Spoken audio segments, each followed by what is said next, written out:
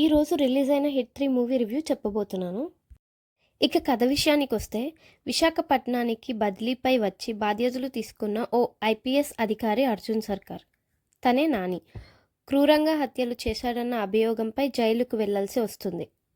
అంతటా ఇదే hot topic. 6 నెలల క్రిందట జమ్మూ కాశ్మీర్లో విధులు నిర్వర్తించిన అర్జున్ సర్కార్ అక్కడ ఏం జరిగిందో జైల్లో తన తోటి ఖైదీకి చెబుతాడు.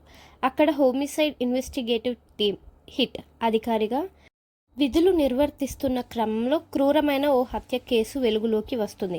అది ఎవరు చేశారో పరిశోధించే క్రమంలో అచ్చం అదే తరహాలో దేశవ్యాప్తంగా 13 హత్యలు జరిగిన సంగతి వెలుగులోకి వస్తుంది.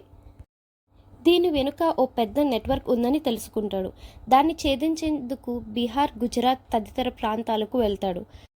ఆ కేసు కొలిక్కి వచ్చేలోపు అర్జున్ విశాఖకి బదిలీ అవుతాడు. అక్కడికి వచ్చాక కూడా ఈ కేసుని ఛేదించేందుకు అర్జున్ సర్కార్ ఏం చేశాడు? వరుసగా జరుగుతున్న ఈ హత్యల వెనుక దాగిన చీకటి కోణాలేమిటి? వాటిని చేయిస్తున్నది ఎవరు? ఈ హత్యల్ని ఆపాల్సిన పోలీస్ అధికారి అర్జున్ సర్కార్ అదే తరహాలోనే ఎందుకు హత్యలు చేయాల్సి వచ్చింది? ఆయనకి మృదుల అంటే శ్రీనిధికి మధ్య ఉన్న సంబంధం ఏమిటి? ఇలాంటి విషయాలన్నీ సినిమా చూసి తెలుసుకోవాల్సిందే. ఫ్రాంచైజ్ వచ్చిన తొలి 2 హిట్ సినిమాల్లో పరిశోధనాత్మక కోణమే ఎక్కువ. 3వ కేసుగా రాసుకున్న ఈ కథలో నేర పరిశోధనతో పాటు ఓ చీకటి ప్రపంచాన్ని ఆవిష్కరించాడు దర్శకుడు.